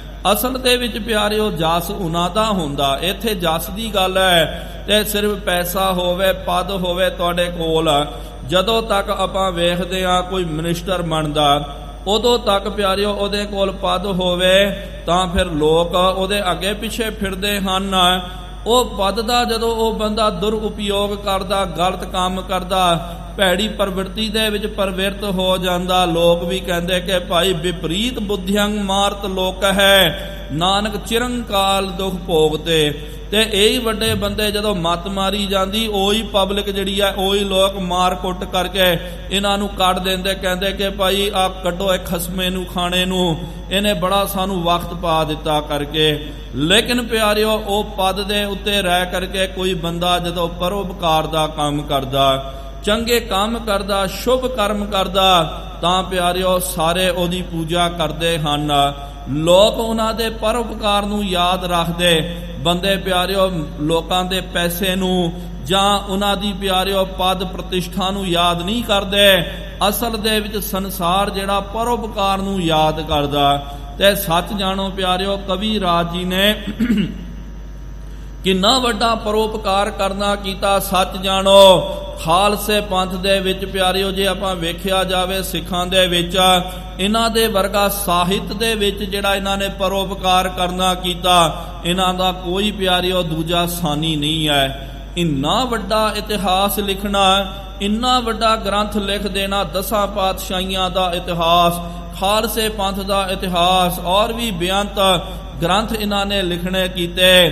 ਤੇ ਅੱਜ ਪਿਆਰਿਓ ਜਿਸ ਤਰ੍ਹਾਂ ਕਾਲਵੀਦਾਸ ਨੇ ਬੇਨਤੀ ਕੀਤੀ ਸੀ ਕਿ ਜਿੰਨੇ ਵੀ ਤਖਤ ਸਾਹਿਬਾਨ ਗੁਰੂ ਧਾਮ ਹਨ, ਇਹ ਪਾਵਨ ਗ੍ਰੰਥ ਦੀ ਪਿਆਰਿਓ ਹਰ ਥਾਂ ਤੇ ਕਥਾ ਜਿਹੜੀ ਹੈ, ਇਤਿਹਾਸ ਕਥਾ ਦੇ ਵਿੱਚ ਇਹ ਸਰਵਣ ਕਰਾਈ ਜਾਂਦੀ ਹੈ। ਕਿੰਨਾ ਵੱਡਾ ਪਰਉਪਕਾਰ ਆਪਾਂ ਜਿਹੜੇ ਵੀ ਅਸਥਾਨ ਤੇ ਬਹਿੰਦੇ ਆ, ਕਿੰਨਾ ਕਵੀ ਰਾਜ ਜੀ ਦਾ ਜਸ ਕਰਦੇ ਆ, ਕਿਉਂਕਿ ਇਹਨਾਂ ਨੇ ਇਹ ਮੰਗ ਕਰਨੀ ਕੀਤੀ ਹੈ ਕਿ ਮੇਰਾ ਸਰੀਰ ਜਿਹੜਾ ਹੈ ਇਹ ਸਕਾਰਥ ਹੋ ਜਾਵੇ। ਤੇ ਸੱਚ ਜਾਣੋ ਜਿਹੜਾ ਪਿਆਰਿਓ ਪਰਉਪਕਾਰ ਕਰਦਾ ਨਾ, ਉਹਦਾ ਜੀਵਨ ਜਿਹੜਾ ਸਕਾਰਥ ਹੋ ਜਾਂਦਾ, ਨਿਕਾਰਥ ਨਹੀਂ ਹੁੰਦਾ ਹੈ, ਨਿਸ਼ਕਾਮ ਨਹੀਂ ਜਾਂਦਾ, ਉਹ ਸਕਾਮ ਹੋ ਜਾਂਦਾ। ਇਹ ਇਹਨਾਂ ਨੇ ਬੇਨਤੀ ਕੀਤੀ। ਮਾਨਸ ਤਰ ਹੈ ਸੋਏ। ਤੇ ਭਜਨ ਕੀਤਾ ਕਿ ਮਹਾਰਾਜ ਐ ਗੁਰੂ ਕੇ ਸਿੱਖੋ, ਇਹ ਅਰਦਾਸ ਬੇਨਤੀ ਕਰੋ ਮੇਰੀ ਵੀ ਕਿ ਮੈਂ ਮਾਨ ਦੇ ਸਹਿਤ ਸੰਸਾਰ ਸਾਗਰ ਤੋਂ ਮੈਂ ਤਰ ਜਾਵਾਂ। ਚੌਪਈ ਸਭ ਸੰਤਨ ਕੋ ਕਰ ਕਰ ਬੰਦਨਾ। ਅੱਗੇ ਜਿਹੜੇ ਸੰਸਾਰ ਦੇ ਵਿੱਚ ਜਿੰਨੇ ਵੀ ਸੰਤ ਮਹਾਂਪੁਰਖ ਹੋਏ, ਉਹਨਾਂ ਦਾ ਮੰਗਲ ਕਰਦੇ, ਕਹਿੰਦੇ ਕਿ ਭਾਈ ਜਿੰਨੇ ਵੀ ਸਾਧੂ ਸੰਤ ਮਹਾਂਪੁਰਖ, ਮੈਂ ਉਹਨਾਂ ਦੇ ਅੱਗੇ ਹੱਥ ਜੋੜ ਕਰਕੇ ਬੰਦਨਾ ਕਰਦਾ ਹਾਂ। ਕਹੋ ਕਥਾ ਸਭ ਵਿਘਨ ਨਿਕੰਦਨ। ਇਹ ਸਾਰੇ ਵਿਘਨਾਂ ਨੂੰ ਨਾਸ਼ ਕਰਨ ਵਾਲੀ ਕਥਾ ਜਿਹੜੀ ਹੈ ਮੈਂ ਉਚਾਰਨ ਕਰਨਾ ਕਰਾਂ। ਤੀਨ ਰਾਸ ਮੈਂ ਪੂਰਨ ਕਰੀ। ਇਸ ਤਰ੍ਹਾਂ ਆਪ ਸਾਰੇ ਮਹਾਂਪੁਰਖ ਸੰਤਾਂ ਦੀ ਕਿਰਪਾ ਦੇ ਨਾਲ 3 ਰਾਸਾਂ ਜਿਹੜੀਆਂ ਇਹ ਪੂਰੀਆਂ ਹੋ ਗਈਆਂ। ਕਥਾ ਗੁਰਨ ਕੀ ਸੁੰਦਰ ਧਰੀ। ਸਤਿਗੁਰੂ ਮਹਾਰਾਜ ਜੀ ਦੀ ਜਿਹੜੀ ਪਾਵਨ ਸੁੰਦਰ ਕਥਾ ਜਿਹੜੀ ਹੈ, ਇਹਨਾਂ 3 ਰਾਸਾਂ ਦੇ ਵਿੱਚ ਮੈਨੇ ਇਹਦਾ ਵਰਣਨ ਕਰਨਾ ਕੀਤਾ। ਪੁੱਛਿਓ ਸਭ ਸਿੱਖਨ ਹਿਤ ਕਰਕੈ। ਹੁਣ ਪਿਆਰਿਓ ਇਥੋਂ ਕਥਾ ਜਿਹੜੀ ਹੈ ਆਰੰਭ ਹੁੰਦੀ ਹੈ, ਪ੍ਰਕਰਨ ਆਰੰਭ ਹੋ ਰਿਹਾ ਹੈ। ਇਹ ਗ੍ਰੰਥ ਜਿਹੜਾ ਨਾ ਬੇਸ਼ੱਕ ਪਿਆਰਿਓ ਕਵੀ ਰਾਜ ਜੀ ਨੇ ਇਹਨੂੰ ਫਿਰ ਕਵਿਤਾ ਵਿੱਚ ਲਿਖਿਆ, ਲੇਕਿਨ ਜਿਹੜੇ ਮੂਲ ਸਰੋਤ ਗ੍ਰੰਥ ਜਿਹੜੇ ਸਨ, ਜਿਹੜਾ ਇਤਿਹਾਸ ਭਾਈ ਰਾਮ ਕੁੰਵਰ ਜੀ ਨੇ, ਜਿਹੜੇ ਬਾਬਾ ਬੁੱਢਾ ਸਾਹਿਬ ਜੀ ਦੀ ਆਂਸ ਬਾਂਸ ਦੇ ਵਿੱਚੋਂ ਸਨ, ਜਿਨ੍ਹਾਂ ਦੇ ਕੋਲ ਪੂਰਾ ਇਤਿਹਾਸਕ ਗ੍ਰੰਥ ਮੌਜੂਦ ਸਨ, ਉਹਨਾਂ ਨੂੰ ਵਿਸ਼ੇਸ਼ ਕਰਕੇ ਸਿੱਖਾਂ ਨੇ ਸਿੰਘਾਂ ਨੇ ਬੇਨਤੀ ਕੀਤੀ ਗੁਰੂ ਗੋਬਿੰਦ ਸਿੰਘ ਸਾਹਿਬ ਜੀ ਮਹਾਰਾਜ ਜੀ ਦੇ ਨਾਲ ਪਿਆਰਿਓ ਇਹ ਪਾਵਨ ਦੱਖਣ ਦੀ ਧਰਤੀ ਤੇ ਆਏ ਤੇ ਇੱਥੇ ਫਿਰ ਸਤਿਗੁਰੂ ਮਹਾਰਾਜ ਜੀ ਨੇ ਬਾਬਾ ਰਾਮ ਕੁੰਵਰ ਜੀ ਨੂੰ ਮਾਤਾ ਸਾਹਿਬ ਦੇਵਾਂ ਜੀ ਦੇ ਨਾਲ ਪਿਆਰਿਓ ਵਾਪਸ ਤੋਰ ਦਿੱਤਾ ਕਿ ਭਾਈ ਤੁਸੀਂ ਇੱਥੇ ਨਹੀਂ ਰਹਿਣਾ, ਤੁਸੀਂ ਇੱਥੋਂ ਹੁਣ ਚੱਲ ਜਾਓ ਤੇ ਉੱਥੇ ਜਾ ਕਰਕੇ ਸਿੱਖੀ ਦਾ ਪ੍ਰਚਾਰ ਪ੍ਰਸਾਰ ਕਰਨਾ ਕਰੋ। ਫਿਰ ਬਾਅਦ ਦੇ ਵਿੱਚ ਮਾਤਾ ਸਾਹਿਬ ਦੇਵਾਂ ਜੀ ਉਹ ਦਿੱਲੀ ਦੇ ਵਿੱਚ ਆ ਗਏ। ਉਹਨਾਂ ਨੇ ਫਿਰ ਉੱਥੇ ਬੇਅੰਤ ਸੇਵਾਵਾਂ ਕਰਨੀਆਂ ਕੀਤੀਆਂ। ਖਾਲਸੇ ਪੰਥ ਦੀ ਫਿਰ ਉਹਨਾਂ ਨੇ ਬਾਗਡੋਰ ਸਾਹਮਣੀ ਕੀਤੀ ਹੈ। ਪੰਥਕ ਫੈਸਲਿਆਂ ਦੇ ਵਿੱਚ ਉਹ ਪੂਰਾ ਆਪਣਾ ਉਹਨਾਂ ਨੇ ਯੋਗਦਾਨ ਦਿੱਤਾ ਤੇ ਬਾਬਾ ਰਾਮ ਕੁੰਵਰ ਜੀ ਉਹ ਆਪਣੇ ਨਗਰ ਰਮਦਾਸ ਆ ਗਏ। ਉਹਨਾਂ ਦੇ ਕੋਲ ਸਿੱਖ ਸੰਗਤਾਂ ਜਿਹੜੀਆਂ ਉਹ ਪਹੁੰਚ ਕਰਕੇ ਉਹਨਾਂ ਨੇ ਬੇਨਤੀ ਕੀਤੀ ਕਿਹਾ ਕਿ ਬਾਬਾ ਜੀ ਆਪ ਜੀ ਦਾ ਸਾਰਾ ਪਰਿਵਾਰ ਬਾਬਾ ਬੁੱਢਾ ਸਾਹਿਬ ਜੀ ਤੋਂ ਲੈ ਕਰਕੇ ਬਾਬਾ ਭਾਨਾ ਜੀ ਹੋ ਗਿਆ, ਗੁਰਦਿੱਤਾ ਜੀ ਹੋ ਗਏ ਹਨ, ਔਰ ਵੀ ਆਪ ਜੀ ਦੀਆਂ ਪੀੜ੍ਹੀਆਂ ਫਿਰ ਆਪ ਨੇ ਸਾਰਾ ਗੁਰੂ ਕਾਲ ਦਾ ਇਤਿਹਾਸ ਜਿਹੜਾ ਵੇਖਣਾ ਕੀਤਾ। ਆਪ ਜੀ ਦੇ ਕੋਲ ਇਤਿਹਾਸਕ ਗ੍ਰੰਥ ਵੀ ਮੌਜੂਦ ਹਨ। ਕਿਰਪਾ ਕਰਕੇ ਉਹ ਕਹਾਣੀਆਂ ਉਹ ਇਤਿਹਾਸਕ ਸਾਖੀਆਂ ਜਿਹੜੀਆਂ ਸਾਨੂੰ ਸਰਵਣ ਕਰਾਉਣਾ ਕਰੋ। ਉਹਨਾਂ ਦੀ ਬੇਨਤੀ ਮੰਨ ਕਰਕੇ ਭਾਈ ਰਾਮ ਕੁੰਵਰ ਜੀ ਨੇ ਇਹ ਇਤਿਹਾਸ ਜਿਹੜਾ ਉਹਨਾਂ ਨੂੰ ਸਰਵਣ ਕਰਾਇਆ ਨਾਲ। ਤੇ ਕਈ ਕਹਿੰਦੇ ਕਿ ਭਾਈ ਦਇਆ ਸਿੰਘ ਜੀ ਇਹ ਪੰਜ ਪਿਆਰਿਆਂ ਦੇ ਵਿੱਚੋਂ ਨਹੀਂ ਸਨ, ਇਹ ਇਹਨਾਂ ਦੇ ਨਿਕਟਵਰਤੀ ਸਿੱਖ ਸਨ। ਇਹ ਬਾਬਾ ਰਾਮ ਕੁੰਵਰ ਜੀ ਜਦੋਂ ਇਤਿਹਾਸ ਸਰਵਣ ਕਰਾਉਂਦੇ, ਸਾਖੀਆਂ ਸਰਵਣ ਕਰਾਉਂਦੇ, ਉਹ ਨਾਲ ਦਾ ਨਾਲ ਪਿਆਰਿਓ ਉਹ ਲਿਖੀ ਗਏ ਲਿਖਾਰੀਆਂ ਨੂੰ ਲਾ ਕਰਕੇ। ਇਸ ਤਰ੍ਹਾਂ ਫਿਰ ਇਹ ਗ੍ਰੰਥ ਬਣਿਆ।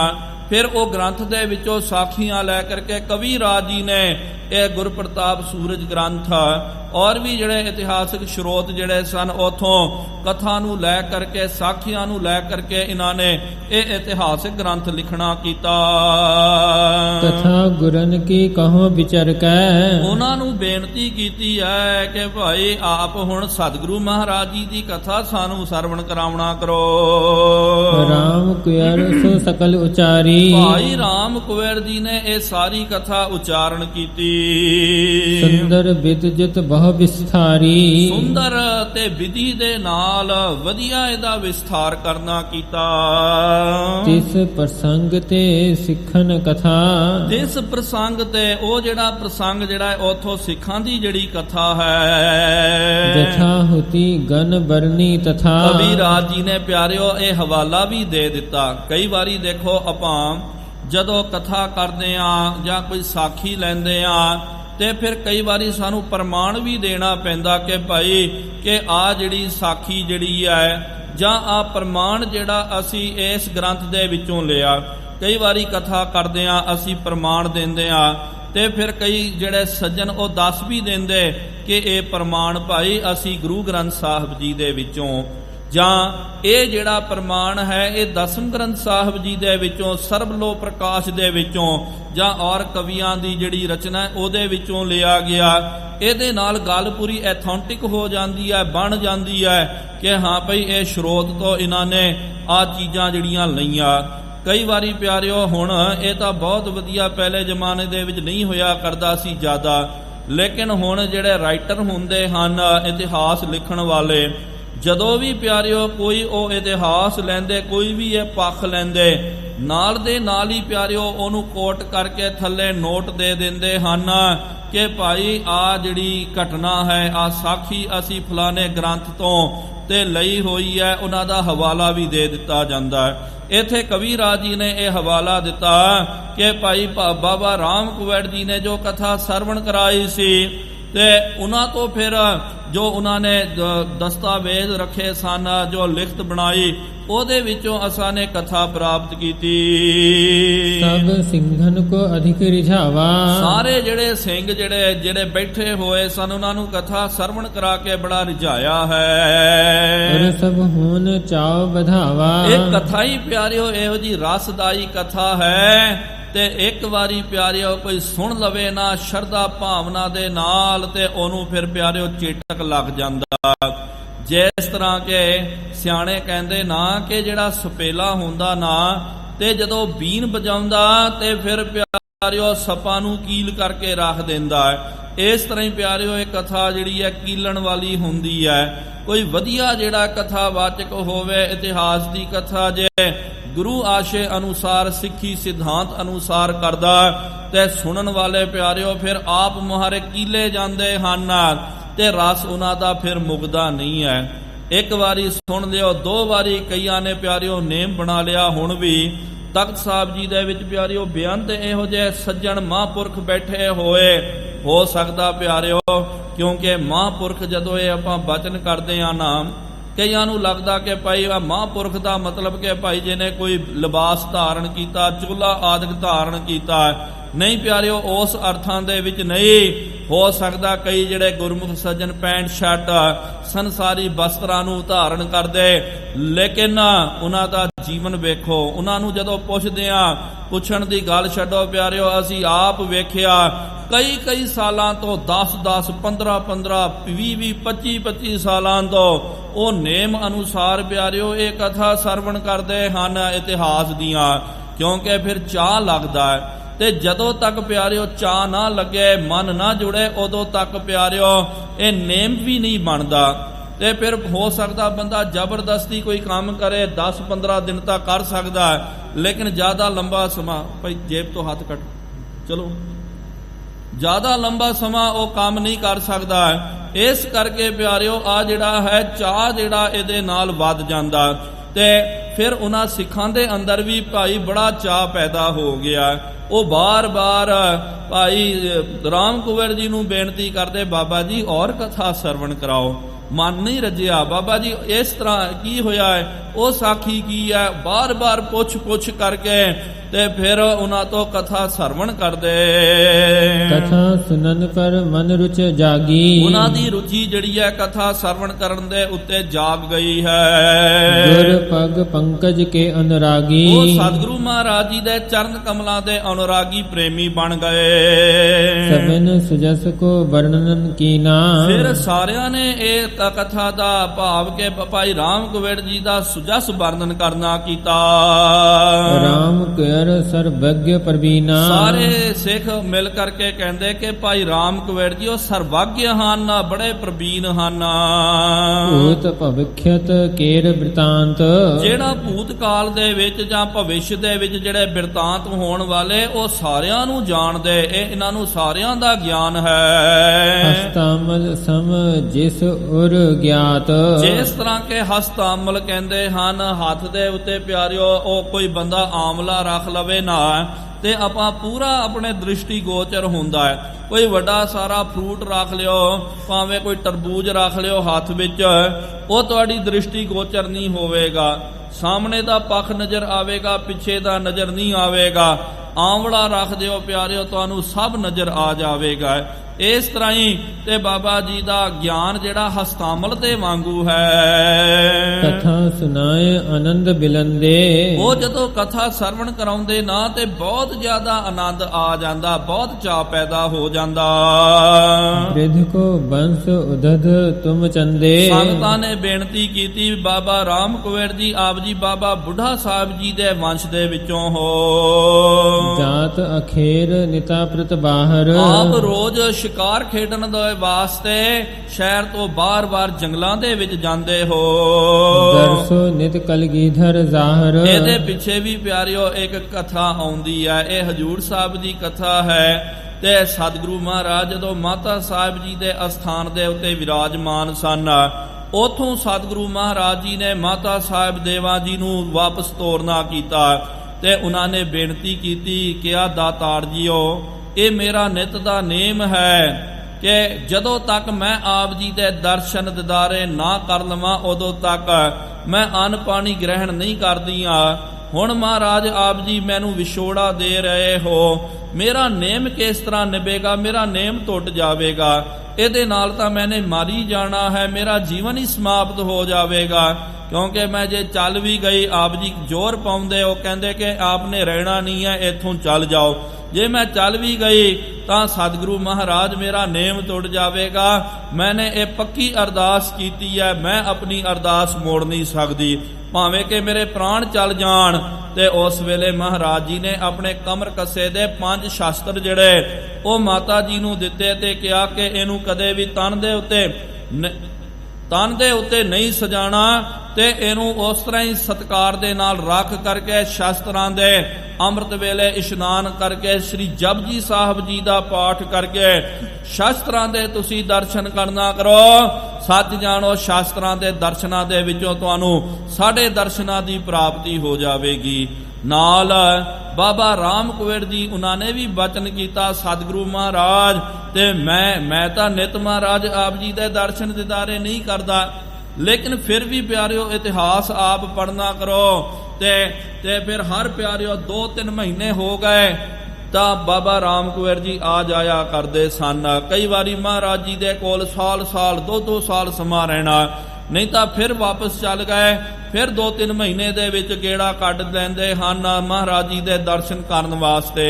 ਉਹਨਾਂ ਨੇ ਬੇਨਤੀ ਕੀਤੀ, ਮਹਾਰਾਜ ਮੇਰਾ ਕੀ ਹੋਵੇਗਾ, ਮੈਂ ਵੀ ਤਾਂ ਮਹਾਰਾਜ ਚਲੋ ਰੋਜ਼ ਤਾਂ ਨਹੀਂ, ਲੇਕਿਨ ਫਿਰ ਵੀ ਮਹੀਨਾ 2 ਮਹੀਨਾ ਪਿੱਛੇ ਮੈਂ ਆਪ ਜੀ ਦੇ ਦਰਸ਼ਨ ਕਰਦਾ। ਹੁਣ ਆਪ ਜੀ ਮੈਨੂੰ ਸਦੀਵੀ ਵਿਛੋੜਾ ਦੇ ਰਹੇ ਹੋ ਤੇ ਮੈਂ ਆਪ ਜੀ ਦੇ ਕਿਸ ਤਰ੍ਹਾਂ ਦਰਸ਼ਨ ਦਿਦਾਰੇ ਕਰਨਾ ਕਰਾਂ।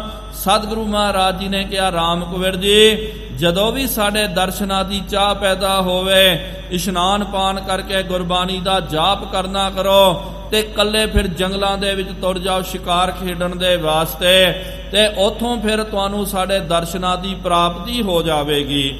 ਇਹ ਮਹਾਰਾਜ ਜੀ ਨੇ ਬਚਨ ਕੀਤਾ। ਜਦੋਂ ਵੀ ਮਹਾਰਾਜ ਜੀ ਦੇ ਦਰਸ਼ਨਾਂ ਦੀ ਤਾਂਘ ਉੱਠਦੀ ਸੀ, ਬਾਬਾ ਰਾਮ ਕੁਵੇਰ ਜੀ ਉਹ ਜੰਗਲਾਂ ਨੂੰ ਚੱਲ ਜਾਂਦੇ ਸਨ ਸ਼ਿਕਾਰ ਖੇਡਣ ਵਾਸਤੇ। ਉਹ ਬਚਨ ਇੱਥੇ ਆ ਰਿਹਾ, ਉਹ ਸਤਿਗੁਰੂ ਮਹਾਰਾਜ ਜੀ ਦੇ ਦਰਸ਼ਨ ਦੀਦਾਰੇ ਕਰਦੇ।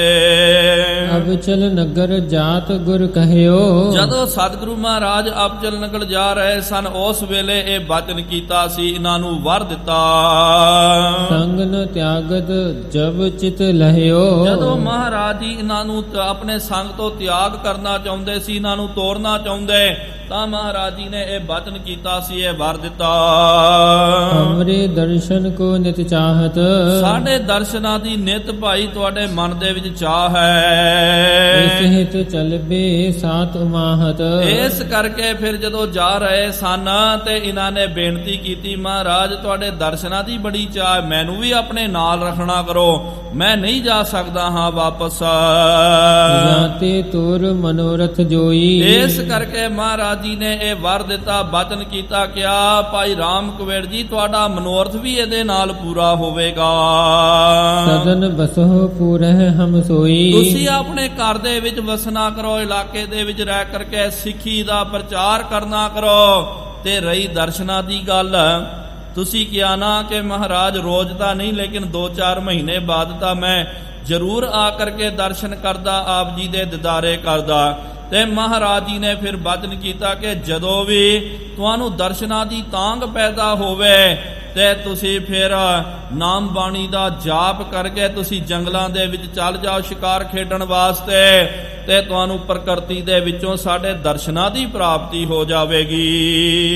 ਵਹਿਰ ਅਖੇਰ ਚੜ੍ਹੋ ਤਹ ਦਰਸੋ। ਜੰਗਲ ਦੇ ਵਿੱਚ ਸ਼ਿਕਾਰ ਖੇਡਣ ਵਾਸਤੇ ਜਾਓ, ਉੱਥੇ ਤੁਹਾਨੂੰ ਸਾਡੇ ਦਰਸ਼ਨ ਹੋ ਜਾਇਆ ਕਰਨਗੇ। ਜਥਾ ਸੰਗ ਤੈਸੇ ਇਤ ਪਰਸੋ। ਜਿਸ ਤਰ੍ਹਾਂ ਹੁਣ ਤੁਸੀਂ ਸਾਡੇ ਇੱਥੇ ਪ੍ਰਤੱਖ ਦਰਸ਼ਨ ਕਰ ਰਹੇ, ਤੇ ਫਿਰ ਅਸੀਂ ਵਰ ਦਿੰਦੇ ਹਾਂ, ਬਚਨ ਕਰਦੇ ਹਾਂ, ਤੁਸੀਂ ਭਾਵੇਂ ਜਿੱਥੇ ਮਰਜੀ ਰਹੋ ਤੇ ਦਰਸ਼ਨਾਂ ਦੀ ਤਾਂਘ ਪੈਦਾ ਹੋਵੇ, ਨਿਕਲ ਜਾਓ ਜੰਗਲ ਦੇ ਵਿੱਚ, ਤੁਹਾਨੂੰ ਜੰਗਲਾਂ ਦੇ ਵਿੱਚੋਂ ਸਾਡੇ ਦਰਸ਼ਨਾਂ ਦੀ ਪ੍ਰਾਪਤੀ ਹੋਵੇਗੀ। ਜਾਤੇ ਤੁਮਕੋ ਦਰਸ਼ਨ ਦੇਤ। ਇਸ ਕਰਕੇ ਸੰਗਤਾਂ ਨੇ ਬਚਨ ਕਰਨਾ ਕੀਤਾ ਕਿ ਭਾਈ ਰਾਮ ਕੁਵੇਰ ਜੀ ਸਤਿਗੁਰੂ ਮਹਾਰਾਜ ਆਪ ਜੀ ਨੂੰ ਦਰਸ਼ਨ ਦਿੰਦੇ ਹਨ। ਸ੍ਰੀ ਗੋਬਿੰਦ ਸਿੰਘ ਗਿਆਨ ਨਿਕੇਤ। ਜਿਹੜੇ ਗੁਰੂ ਗੋਬਿੰਦ ਸਿੰਘ ਸਾਹਿਬ ਜੀ ਮਹਾਰਾਜ ਜੋ ਗਿਆਨ ਦੇ ਖਜ਼ਾਨੇ ਹਨ। ਸਿੰਘ ਤੁਮਾਰੋ ਦਰਸ਼ਨ ਕਰਹੀ। ਦੇਖੋ ਕਿਹੋ ਜੀ ਗੱਲ ਹੈ, ਸਿੰਘ ਕਹਿਣ ਲੱਗੇ ਕਿ ਆਪ ਗੁਰੂ ਗੋਬਿੰਦ ਸਿੰਘ ਸਾਹਿਬ ਜੀ ਮਹਾਰਾਜ ਜੀ ਦੇ ਜੰਗਲਾਂ ਦੇ ਵਿੱਚੋਂ ਦਰਸ਼ਨ ਕਰਕੇ ਆਉਂਦੇ ਤੇ ਜਦੋਂ ਇੱਥੇ ਆ ਕਰਕੇ ਵਿਰਾਜਮਾਨ ਹੁੰਦੇ। ਸੱਚ ਜਾਣੋ, ਜਦੋਂ ਅਸੀਂ ਆਪ ਜੀ ਦੇ ਦਰਸ਼ਨ ਕਰਦੇ ਹਾਂ ਤੇ ਤੁਹਾਡੇ ਵਿੱਚੋਂ ਸਾਨੂੰ ਦਸਮੇਸ਼ ਪਿਤਾ ਧੰਨ ਸ੍ਰੀ ਗੁਰੂ ਗੋਬਿੰਦ ਸਿੰਘ ਸਾਹਿਬ ਜੀ ਮਹਾਰਾਜ ਜੀ ਦੇ ਦਰਸ਼ਨਾਂ ਦੀ ਪ੍ਰਾਪਤੀ ਹੋ ਜਾਂਦੀ। ਜਨਮ ਸਕਾਰਥ ਕੇ ਅਨੁਸਰ ਹੀ ਆਪ ਜੀ ਦੇ ਨਾਲ ਰਹਿ ਕਰਕੇ ਸਾਡਾ ਜਨਮ ਸਕਾਰਥ ਹੋ ਰਿਹਾ ਹੈ। ਦੂਸਰ ਗੁਣ ਤੁਮ ਕਥਾ ਸੁਨਾਵੋ ਦੂਜਾ ਵੱਡਾ ਗੁਣ ਜਿਹੜਾ ਆਪ ਸਤਿਗੁਰੂ ਮਹਾਰਾਜ ਜੀ ਦੀਆਂ ਹਰ ਕੀਆਂ ਕਥਾ ਕਹਾਣੀਆਂ ਗੁਰਮੀਤ ਸੁਣਾਈਆਂ। ਆਪ ਜੀ ਮਹਾਰਾਜ ਜੀ ਦੀ ਕਥਾ ਕਹਾਣੀ ਸਾਖੀਆਂ ਆਪ ਜੀ ਸਰਵਣ ਕਰਾਉਂਦੇ ਹੋ। ਸਤਿਗੁਰ ਗੁਣ ਗਨ ਵਰਨ ਰਿਝਾਵੋ ਸਤਿਗੁਰੂ ਮਹਾਰਾਜ ਜੀ ਦੇ ਜਿਹੜੇ ਬੇਅੰਤ ਗੁਣ ਜਿਹੜੇ ਹਨ ਤੇ ਉਹ ਆਪ ਜੀ ਵਧੀਆ ਵਰਣਨ ਕਰਕੇ ਸਾਨੂੰ ਸਰਵਣ ਕਰਾਉਂਦੇ ਹੋ, ਸਾਨੂੰ ਰੀਝਾਉਂਦੇ ਹੋ। ਤੇ ਤਿਨਾ ਦੇਖ ਮਨ ਚਾਉ ਉਠਣ ਦਾ ਤੇ ਤੁਹਾਡੇ ਤੋਂ ਇਹ ਕਥਾ ਸੁਣ ਕਰਕੇ ਤੁਹਾਡੇ ਦਰਸ਼ਨ ਕਰਕੇ ਸਾਡੇ ਮਨ ਦੇ ਵਿੱਚ ਵੀ ਸਿੱਖੀ ਸਿਧਾਂਤ ਦੇ ਪ੍ਰਤੀ ਬੜਾ ਚਾਅ ਪੈਦਾ ਹੋ ਰਿਹਾ ਹੈ। ਇਹ ਸੰਗਤਾਂ ਨੇ ਜੋ ਬਾਬਾ ਜੀ ਤੋਂ ਕਥਾ ਸਰਵਣ ਕਰਦੇ ਉਹਨਾਂ ਨੂੰ ਇਹ ਬੇਨਤੀ ਕੀਤੀ ਹੈ। ਹੁਣ ਫਿਰ ਭਾਈ ਰਾਮ ਕੁਵੇਰ ਜੀ ਜੋ ਇਹਨਾਂ ਨੂੰ ਸੰਬੋਧਨ ਕਰਨਗੇ, ਅਗਲੀ ਕਥਾ ਸਰਵਣ ਕਰਾਉਣਗੇ। ਆਪਾਂ ਆਉਣ ਵਾਲੇ ਅਗਲੇ ਦੀਵਾਨਾਂ ਦੇ ਵਿੱਚ ਉਹ ਕਥਾ ਨੂੰ ਸਰਵਣ ਕਰਨਾ ਹੈ। ਹੁਣ ਇਨੀਆਂ ਕੋ ਬੇਨਤੀਆਂ ਪ੍ਰਵਾਨ ਕਰਨਾ ਕਰੋ, ਵਿਚਾਰ ਕਰਦੇ ਆ। ਬੇਅੰਤ ਗਲਤੀਆਂ ਹੋ ਗਈਆਂ ਜੀ, ਉਹ ਮਾਫੀ ਬਖਸ਼ਣੀ। ਅੱਗੇ ਤੋਂ ਸਮਾਤਾ ਆਓ ਸਾਰੇ ਗੱਜ ਵੱਜ ਕਰਕੇ ਫਤਿਹ ਬੁਲਾਈਏ। ਵਾਹਿਗੁਰੂ ਜੀ ਕਾ ਖਾਲਸਾ ਵਾਹਿਗੁਰੂ ਜੀ ਕੀ ਫਤਿਹ। ਹੈ ਅਚੁੱਤ ਹੈ ਪਾਰ ਬ੍ਰਹਮ, हे पूरन हे सर्व मैं दुख भंजन गुण तास। हे संगी हे निरंकार हे निर्गुण सब टेक। हे गोबिंद हे गुण निधान जांकै सदा विवेक। हे अपरंपर हर हरे है पी होवन हार। हे संतां कै सदा संग निधारा आधार। हे ठाकुर हूँ दासरो मैं निर्गुण गुण नहीं कोय। नानक दीजै नामदान राखां हिया परोए। आए प्रभु शरणागति कृपा निध दयाल। एक अखर हर मन बसत नानक होत निहाल। वाहिगुरु नाम जहाज है चढ़ै सो उतरै पार। जो शरधा कर सेवंदे गुर पार उतारण हार। कथा निता व्रत होत है सुनहो सो सिंह सुजान। नानक गुरु गोबिंद सिंह जी सदा करै कल्याण। नानक गुरु गोबिंद सिंह जी सदा करै कल्याण। एक ओंकार ਨਿਰਭਉ ਨਿਰਵੈਰ ਅਕਾਲ ਮੂਰਤ ਅਜੂਨੀ ਸੈਭੰ ਗੁਰ ਪ੍ਰਸਾਦ ਜਪ। ਆਦ ਸੱਚ ਜੁਗਾਦ ਸੱਚ ਹੈ ਭੀ ਸੱਚ। ਨਾਨਕ ਹੋਸੀ ਭੀ ਸੱਚ। ਏਕ ਓੰਕਾਰ ਸਤਿਨਾਮ ਕਰਤਾ ਪੁਰਖ ਨਿਰਭਉ ਨਿਰਵੈਰ ਅਕਾਲ ਮੂਰਤ ਅਜੂਨੀ ਸੈਭੰ ਗੁਰ ਪ੍ਰਸਾਦ ਜਪ।